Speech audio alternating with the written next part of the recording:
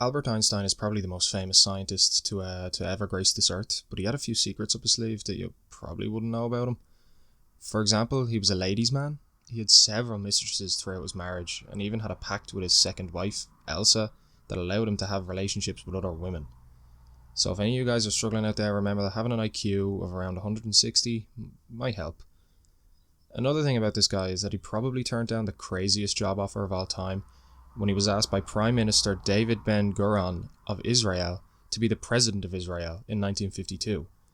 But Albert thought he wasn't experienced enough and refused the job. Gracefully though. Although one of the most prolific scientists of his time, he wasn't all that smart because apparently he couldn't tie his own shoelaces or swim. So suck on that, Einstein. He would wear a special pair of shoes that were without laces to compensate for his lack of this basic skill. He was also a bit of a prankster and once filled one of his colleagues' offices up with water balloons. So he probably would have made a great YouTube prank channel in 2016. He also would reportedly play his violin naked for some reason, believing it would help him think better. He sounds like he'd be a horrible roommate though. He would die at the age of 76 from an abdominal aortic aneurysm. After Albert Einstein's death, his brain was removed during an autopsy by Dr. Thomas Stultz Harvey, a pathologist who had been assigned to perform the autopsy.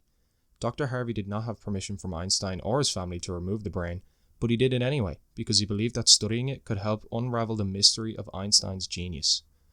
Dr. Harvey kept the brain in jars filled with formaldehyde for many years.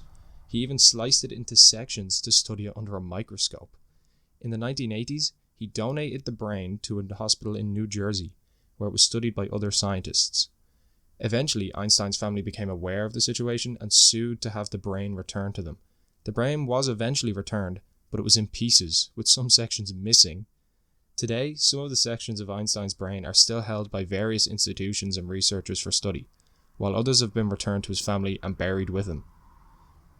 So that's Einstein, a man who couldn't swim, tie his shoes, got loads of women, pranked his friends, and was a practicing nude musician. He had his brain stolen, chopped up, and returning only parts of it to his family. Kind of crazy. Thanks for watching.